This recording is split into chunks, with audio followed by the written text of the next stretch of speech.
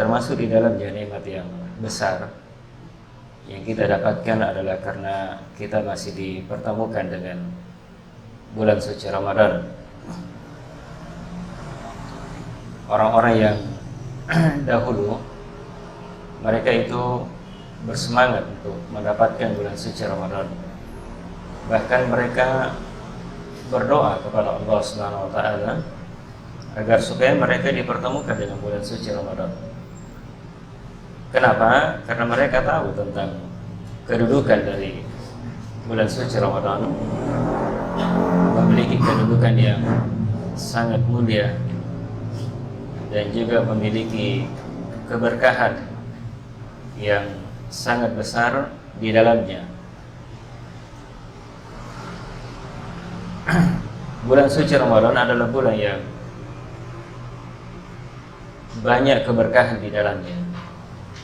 Sebagaimana yang sudah kita maklumi, ini berdasarkan dengan hadis Rasulullah SAW riwayat Bukhari Muslim dari Abu Hurairah, qad ja'akum Ramadan wa huwa syahrun mubarakun iftarallahu lakum fihi siyama. Sungguh telah datang bulan suci Ramadan, bulan yang diberkahi, yang banyak keberkahan di dalamnya, yang mana Allah Subhanahu wa taala mewajibkan di dalamnya berpuasa. Keberkahan dari sisi bahasa adalah al-birkah, dari asalnya al-birkah maknanya adalah al-khairul katsir, adalah kebaikan yang banyak. Ini disebutkan oleh Syekh Muslimin dalam Syarhul Mumti, adalah kebaikan yang banyak, yang besar, yang terdapat di dalam bulan suci Ramadan. Dan keberkahan itu berbagai macam bentuknya, berbagai macam bentuknya. Jadi ketika misalnya seseorang di luar bulan suci Ramadan, misalnya pedagang, dia mendapatkan keuntungan sekian, ketika di bulan suci Ramadan keuntungan yang didapatkan lebih daripada itu namanya keberkahan. Itu keberkahan dari sisi satu makna. Tapi ada makna yang lainnya yang jauh lebih besar kebaikannya, seperti ketika seseorang dimudahkan untuk melakukan kebaikan, itu juga keberkahan namanya. Dia diberikan hidayah, diberikan taufik oleh Allah Subhanahu wa taala untuk melakukan berbagai macam kebaikan. Apakah itu dengan membaca Al-Qur'an atau memberikan makan kepada orang yang berbuka puasa, atau bersedekah dalam bentuk apa saja, semua itu bentuk keberkahan. Bentuk keberkahan. Begitu pula keberkahan adalah dengan diampuninya dosa seorang hamba. Itu juga masuk di dalamnya keberkahan. Sebagaimana dalam hadis Rasulullah SAW, man shoma Ramadhana imanan wa ihtisaban ghufira lahu ma taqaddama min dhanbi. Siapa yang berpuasa pada bulan suci Ramadan dalam keadaan dia beriman. Beriman memiliki makna dia mengimani, meyakini dengan kuat tentang kewajiban berpuasa pada bulan suci Ramadan. Sudah mengimani tentang keutamaan berpuasa pada bulan suci Ramadan. Kemudian juga masuk di dalamnya mengimani tentang balasan yang besar yang akan didapatkan orang yang berpuasa pada bulan suci Ramadan.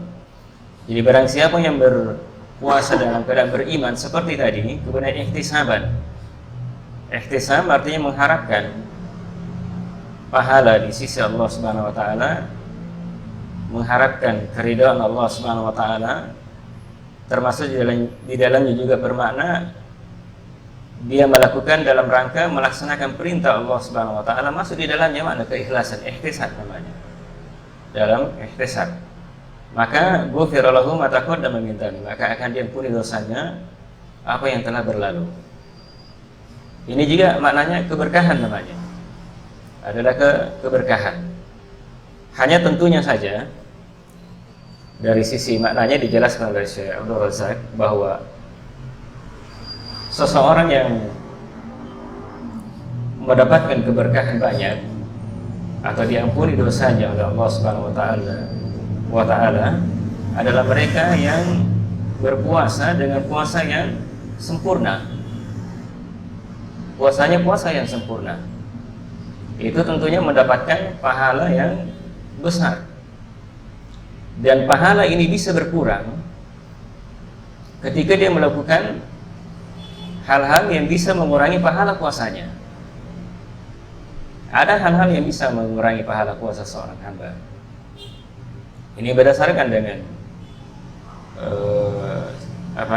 hadis Nabi sallallahu alaihi wasallam, "Man lam yada' qaula az-zur wal amala bi wal jahla falaysa lillahi hajatun an yada'a ta'amahu wa syarabahu." Siapa yang tidak meninggalkan berdusta dan beramal dengannya, beramal dengan dusta dan kejahilan, maka Allah Subhanahu wa taala tidak butuh dia meninggalkan makan dan minum. Para ulama menjelaskan dalam Tafsirul Fiqh juga dijelaskan bahwa makna berdusta, ya termasuk di dalamnya berdusta dari sisi ucapan. Dia mengatakan sesuatu tidak sesuai dengan kenyataan, ya, dusta namanya, berdusta. Kemudian juga termasuk di dalamnya makna dusta adalah ketika dia berbicara dengan ucapan yang kotor, ucapan fahisha, kemudian melaknat, mencaci maki, namimah, mengadu domba dan sebagainya. Itu masuk makna di dalamnya, masuk di dalam makna dusta di situ. Kemudian beramal dengannya, beramal dengan dusta itu banyak juga amalan-amalan yang masuk di dalamnya semakna dengan dusta. Termasuk di dalamnya seorang yang disebutkan juga dalam Tafsirul Fiqh adalah amalan riba. Beramal dengan amalan riba. Misalnya dia meminjamkan uang kepada orang dengan sistem kredit kemudian kembali lebih misalnya dan sebagainya, masuk di dalamnya pada itu. Kemudian begitu pula dengan amalan jual beli yang dalam keadaan dia berdusta kepada orang, dia menipu saudaranya, apakah dari sisi timbangan, dari sisi barangnya tidak sesuai dengan kenyataan apa yang dia katakan dan sebagainya. Seperti sebagian pedagang misalnya dia katakan, "Oh ini modalnya sekian," padahal tidak begitu. Dia menginginkan supaya orang lain membeli barangnya. Itu masuk di dalamnya makna kedustaan. Termasuk juga di dalamnya makna kedustaan yang akan bisa mengurangi pahala puasa adalah sebagaimana yang sebahagian dilakukan oleh kaum wanita ketika menyiapkan makanan untuk buka puasa. Jadi mereka membuat makanan atau menyiapkan makanan dalam keadaan berlebihan.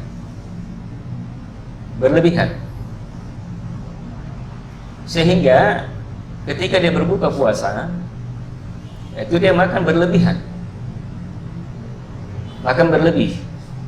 Padahal itu kan sudah diingatkan ya di dalam Al-Quran, "Kulu washrabu wa la tusrifu," makan dan minumlah tapi jangan berlebihan.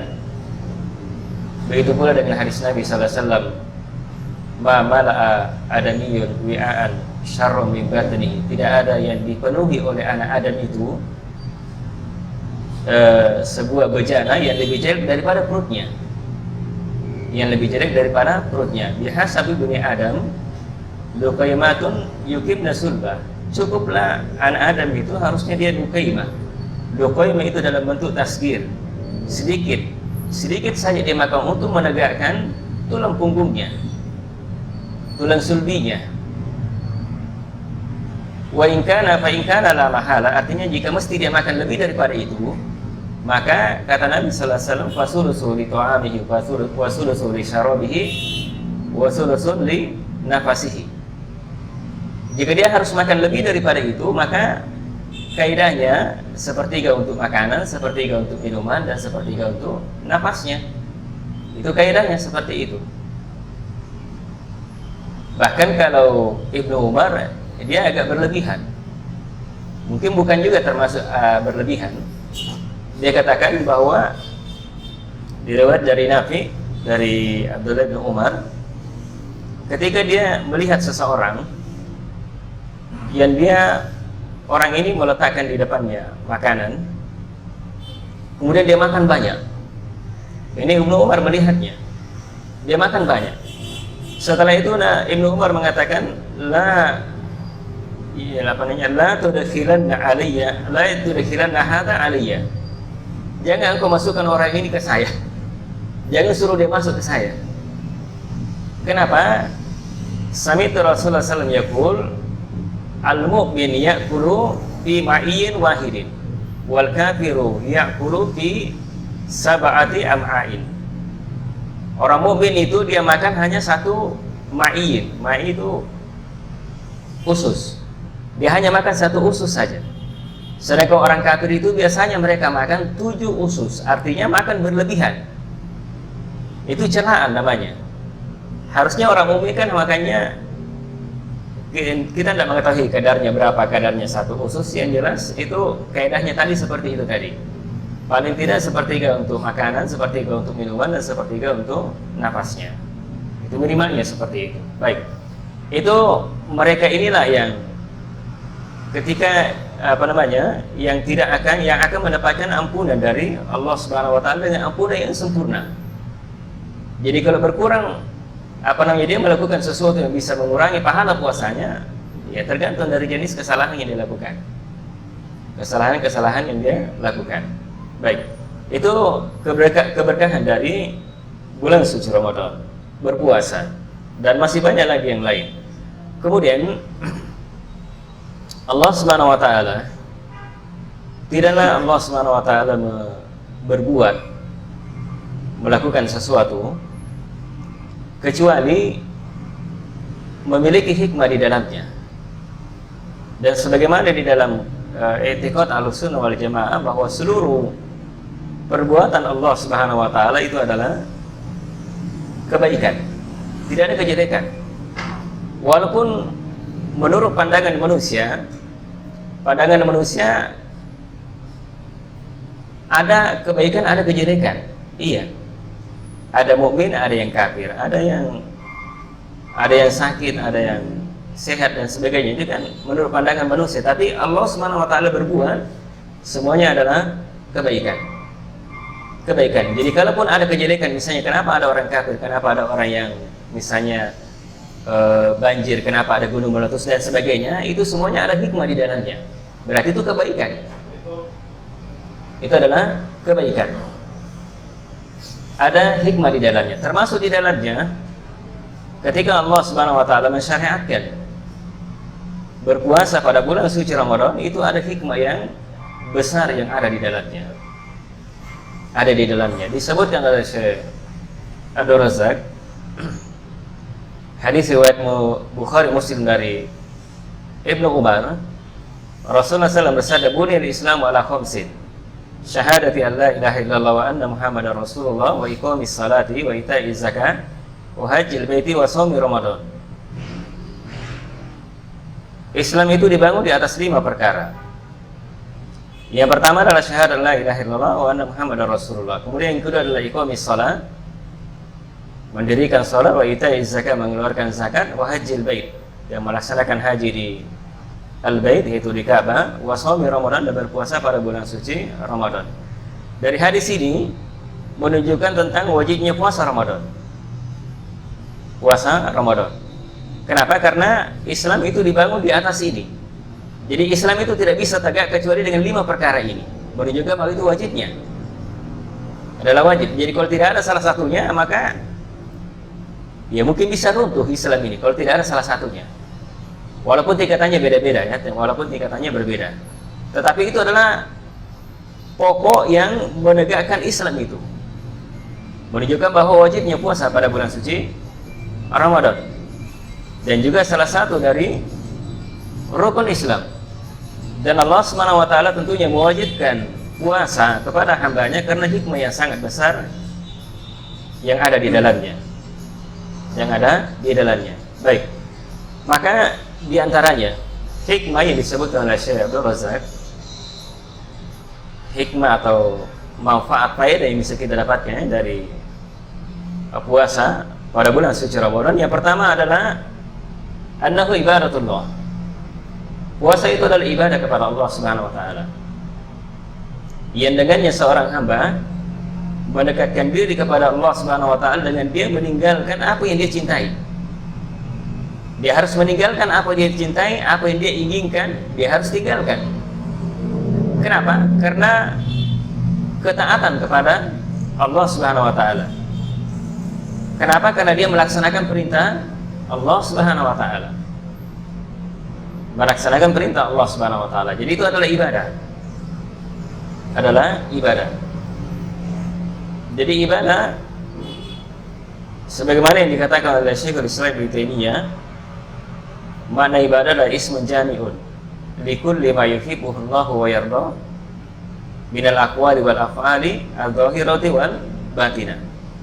Jadi ibadah adalah nama yang mencakup seluruh apa yang dicintai dan diridhai oleh Allah Subhanahu wa taala, apakah itu ucapan maupun perbuatan, yang zahirnya yang nampak maupun yang batinnya, yang ada di dalam hati.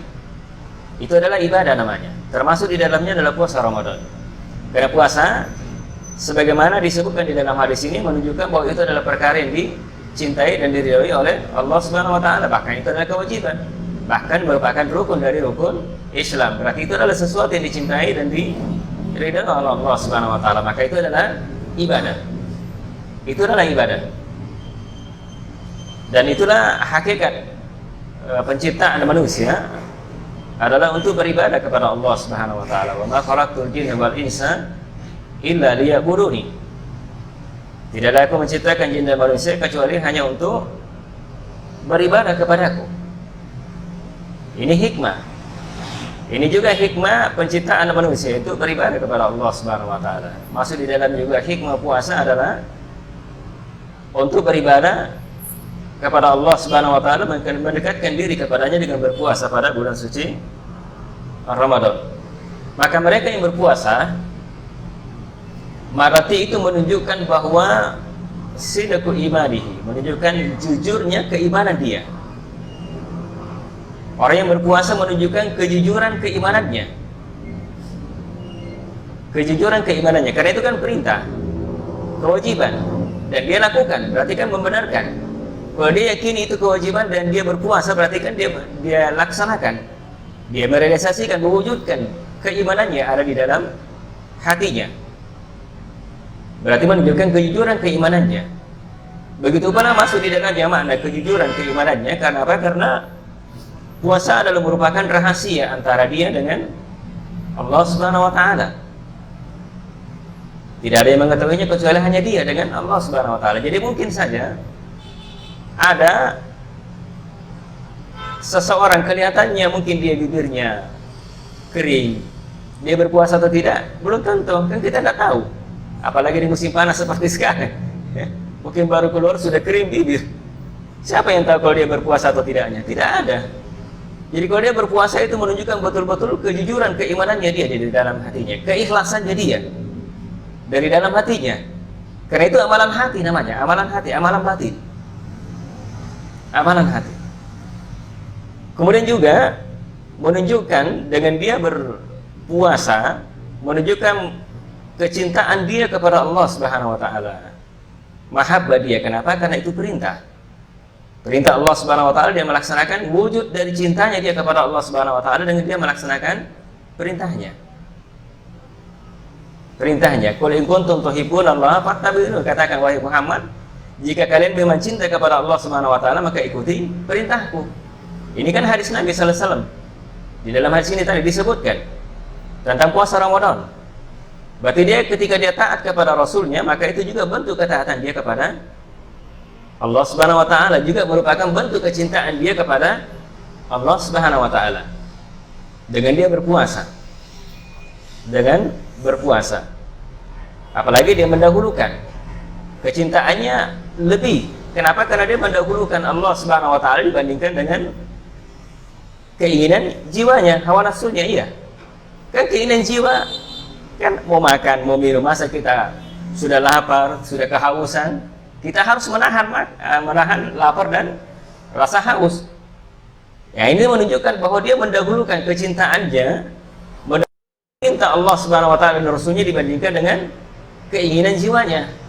Menunjukkan bahwa kecintaannya dia lebih ya kepada Allah Subhanahu wa taala dan Rasulnya. Maka oleh karena itu ya kadang-kadang ada orang ketika orang yang berpuasa walaupun dia dipukul, kadang-kadang ya karena kejujuran keimanannya, kuatnya keimanannya, dia tidak mau berbuka puasa. Walaupun mungkin dia dicemooh, mungkin dia dipukul dan sebagainya, dia tidak mau. Kenapa? Karena itu perintah, kewajiban yang harus dia lakukan. Jadi itu hikmah yang pertama. Kenapa Allah Subhanahu wa taala mensyariatkan puasa adalah karena itu ibadah yang dengannya seseorang bisa mendekatkan dirinya kepada Allah Subhanahu wa taala. Kemudian yang kedua, di antara hikmah pelajaran yang bisa kita ambil dari berpuasa adalah puasa adalah sebab seseorang mendapatkan takwa kepada Allah Subhanahu wa taala. Takwa kepada Allah Subhanahu wa taala. Takwa sebagaimana yang sudah kita maklumi adalah secara singkatnya ya melakukan kewajiban, meninggalkan larangan. Itu makna dengan mengharapkan di atas petunjuk Allah dan Rasulnya dan mengharapkan pahala di sisi Allah Subhanahu wa taala. Itu takwa. Begitu pula dengan meninggalkan larangan di atas petunjuk Allah dan Rasulnya dengan mengkhawatirkan takut dirinya akan siksanya Allah Subhanahu wa taala. Itu takwa. Sebagaimana yang dikatakan oleh Thawb Ibnu Habib ya, tentang makna takwa, yaitu tujuan hikmah, tujuannya seseorang berpuasa untuk mencapai tingkatan derajat takwa kepada Allah Subhanahu wa taala. Dan orang-orang yang bertakwa itu ya memiliki banyak sifat di dalamnya. Orang-orang yang bertakwa disebutkan di saya lupa namanya. Di antara ciri-ciri orang yang bertakwa itu, yang pertama adalah mereka beriman kepada perkara yang gaib, terhadap perkara-perkara yang gaib. Jadi apa yang dikabarkan melalui lisan Rasulullah Subhanahu wa taala dan di dalam Al-Qur'an terhadap perkara yang gaib, maka itu dia mengimaninya. Ini berdasarkan dengan firman Allah Subhanahu wa taala dalam surah Al-Baqarah, Alif Lam Mim dzalikal kitabu la raiba fihi hudal lil muttaqin alladzina yu'minuna bil ghaib. Alif Lam Mim itulah Alkitab, yaitu Al-Qur'an yang tidak ada keraguan di dalamnya, merupakan petunjuk bagi orang-orang yang bertakwa. Kemudian disebutkan di belakangnya itu adalah sifatnya. Alladzina yu'minuna bil ghaib. Orang bertakwa adalah orang yang beriman kepada perkara yang gaib. Perkara yang gaib. Jadi perkara yang gaib adalah yang dimaksud dengannya adalah perkara-perkara yang akan terjadi. Seperti setelah kematian.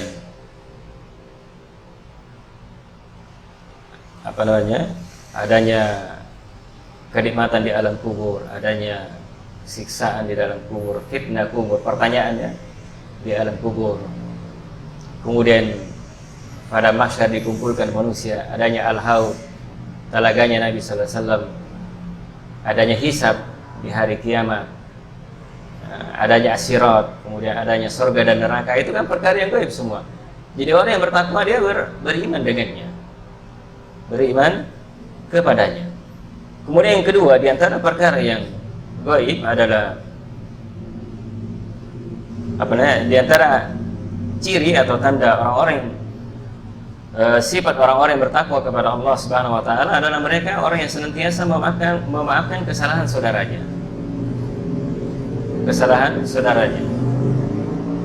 Jadi dia ketika saudaranya melakukan kesalahan terhadap dirinya, jadi dia mencarikan alasan untuknya. Mungkin dia tidak tahu, mungkin karena dia terpaksa dan sebagainya. Ya kecuali mungkin dalam keadaan tertentu ya, kalau mungkin sudah berlebihan ya.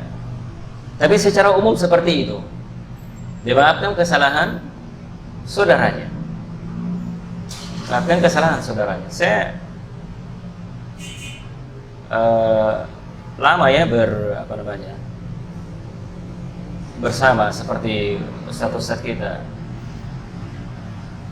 seperti misalnya Ustadz Zulkarnain. Saya tahu ada beberapa kadang-kadang dia kadang dicela, tapi dia tidak membalas. Perselisihan di antara ikhwan dengan yang menyelisihi beliau, itu celahannya, cemoohannya itu luar biasa itu. Tapi itu dia tidak balas itu. Dia tidak balas. Bahkan karena dia menginginkan perdamaian, inginkan damai di antara kita. Bahkan dia mengatakan dia mengakui itu salah. Apa tujuannya? Supaya bisa bersatu. Itu tujuannya. Dia tidak pernah mau mengungkit bahwa kok juga begini dan sebagainya, tidak. Dia tidak balas seperti itu. Itu saya tahu dari itu karena saya sering sama-sama. Jadi saya tahu bahwa dia modelnya seperti itu. Bahkan pernah terjadi juga di pondok ada fitnah terhadap beliau juga. Itu dia enggak, dibiarkan saja. Dia enggak tanggapi, dia enggak apa. Akhirnya hilang sendiri. Begitu dia bersabar, mungkin dia masih memberikan maaf dan sebagainya. Pernah juga ada kejadian seperti itu. Ada ikhwan yang melakukan kesalahan, tapi kesalahannya fatal. Kesalahannya fatal pun waktu itu dia tetap masih mau merangkul. Bayangkan, itu seperti itu. Kesalahannya, tapi itu pun masih dia merangkul. Padahal ini kesalahannya sudah menyangkut dakwah, merusak.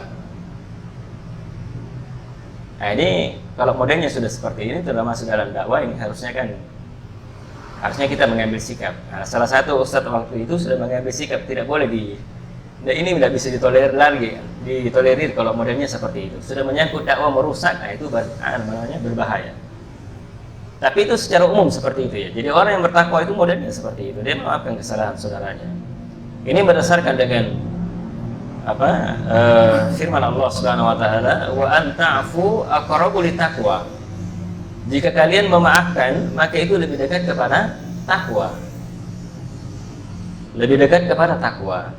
Ya walaupun sebagian orang ya menganggap bahwa ketika seseorang mengalah kemudian memaafkan, kadang-kadang ada sebagian orang menganggap bahwa masa saya mengalah, masa saya nanti derajat saya turun rendah, dianggap lemah, dianggap tidak mampu dan sebagainya.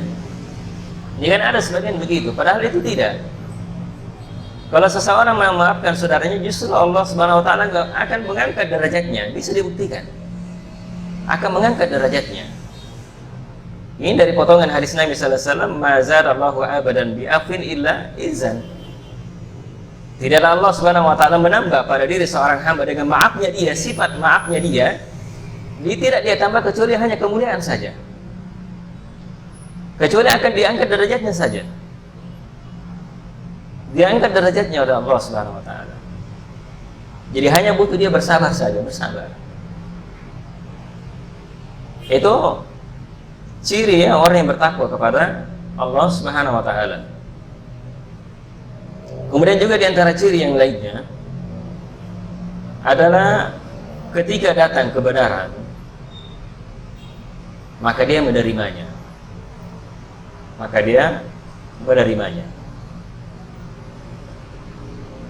Ini berdasarkan dengan firman Allah Subhanahu wa taala, "Alladzi jaa'a bis-sidqi wa saddaqa bi ulaika humul muttaqun."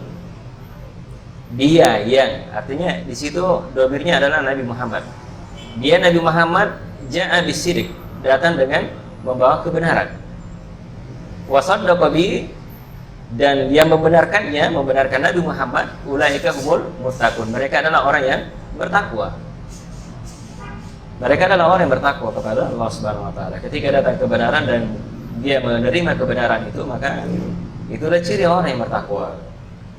Ciri orang yang bertakwa. Kemudian berikutnya di antara ciri orang yang bertakwa adalah mereka orang yang selalu berada di atas jalannya as-siddiqin, dari kalangan para nabi dan rasul.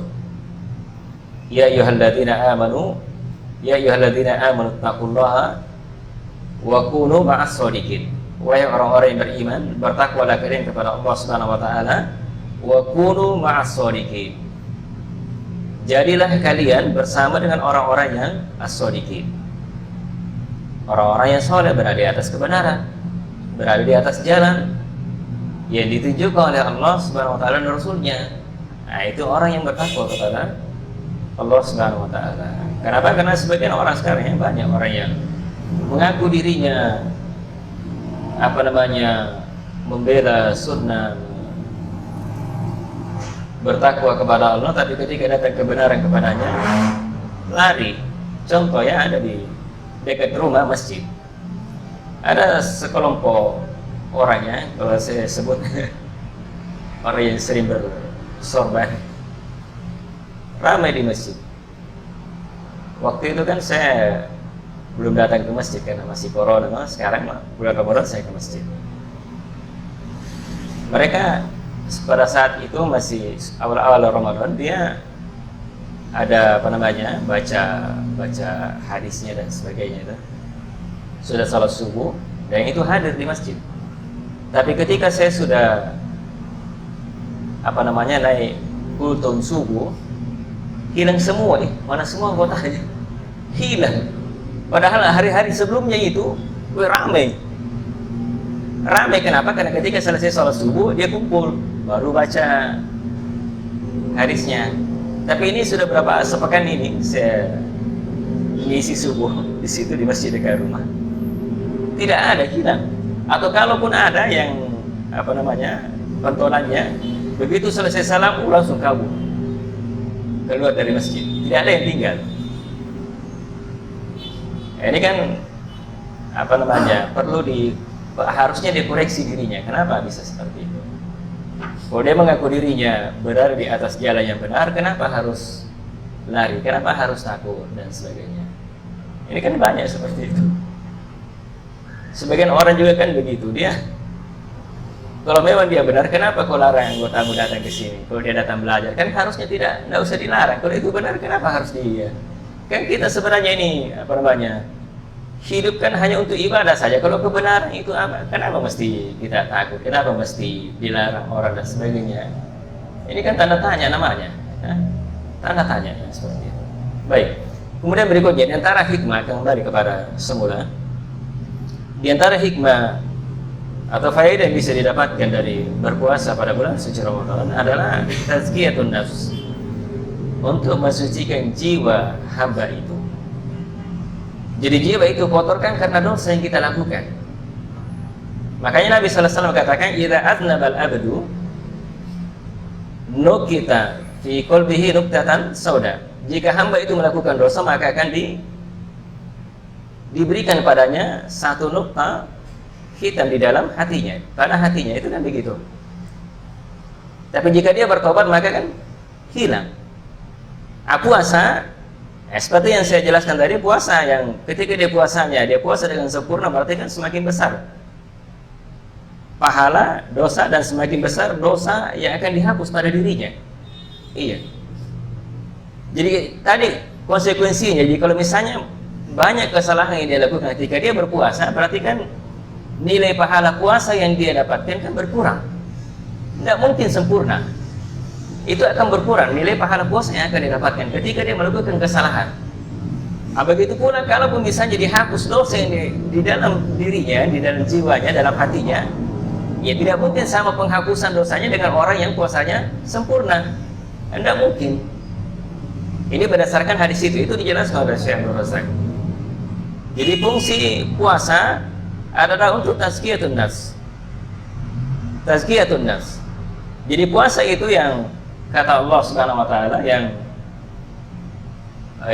nilai pahalanya itu tidak ada yang mengetahuinya kecuali hanya Allah Subhanahu wa taala, itu adalah puasa. Ini harus dipahami, puasa. Sekarang bagaimana dengan memberikan makan kepada orang berbuka puasa? Bagaimana pahalanya terhadap orang yang membaca Al-Quran? Bagaimana pahalanya orang yang salat tarawih? Iya, sekarang bagaimana dari sisi itu? Nabi SAW di dalam hadis itu yang dikatakan fa innahu li wa ana jazidi. Puasa itu adalah untuk saya dan saya akan memberikan balasan untuk orang yang berpuasa. Ketika Syekh Ibnu Utsaimin ditanya tentang masalah ini, dia katakan bahwa kita butuh dalil. Kalau ada dalil yang menunjukkan bahwa orang yang memberikan makan puasa, kemudian membaca Al-Quran, kemudian dia melakukan ibadah yang lainnya, salat tarawih dan sebagainya, itu juga pahalanya seperti puasa, itu butuh dalil. Bisa dipahami? Berarti hanya orang yang berpuasa saja yang nilai pahalanya itu akan tidak ada yang mengetahui bilangannya kecuali hanya Allah Subhanahu wa taala. Tapi selain daripada itu tidak seperti itu. Tetapi ada patokannya, kaidahnya bahwa amalan itu akan semakin besar nilainya pahalanya ketika